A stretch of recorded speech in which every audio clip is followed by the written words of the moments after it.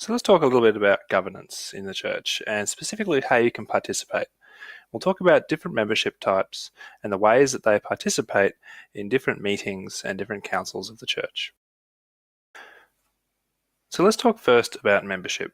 And before we get too much further, I think it's important to know that church membership isn't actually just something we celebrate to make ourselves feel good, but it actually carries a formal legal status along with a bunch of rights and even some obligations.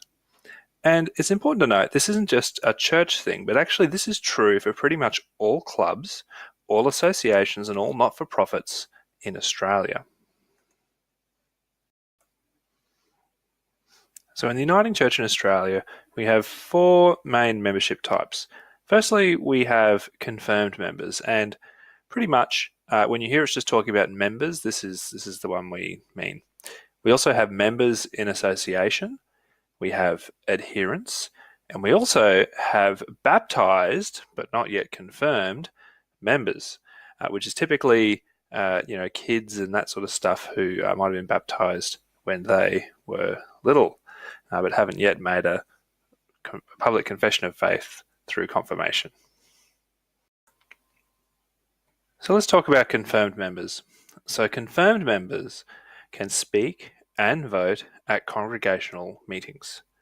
They can also be elected onto church council, as well as being able to be part of wider uniting church councils. So this means they can be part of presbytery or synod or even assembly.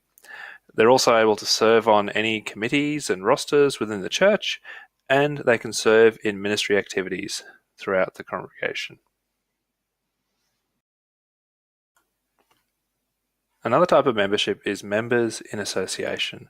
And basically, member in association is like sort of having a dual citizenship in that you can be a member of the local congregation but retain your membership in a different denomination or in another congregation elsewhere in the church. So members in association can speak and vote in congregational meetings. They can be elected onto church council. They can serve on committees and rosters and things. And they can also serve in any ministry activities in the congregation.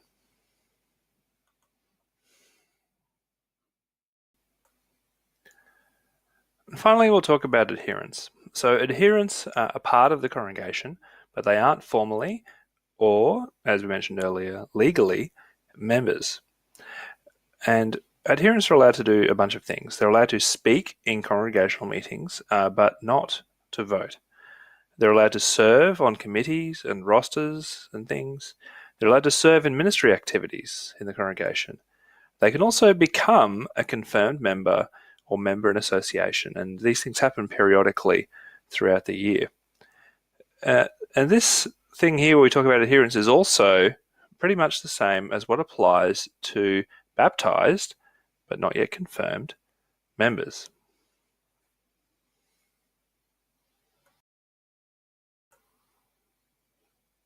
So if you'd like to explore next steps of faith or belonging or membership and what that looks like locally, I'd really encourage you to contact someone on the ministry team or someone on the church council, or even if you're unsure, just contact the church office. Also, if you'd like to find out more, feel free to contact someone on the ministry team. We'd love to have a chat with you about it, any questions you might have. Or if you want to do it in your own time, check out the Uniting Church National Assembly website.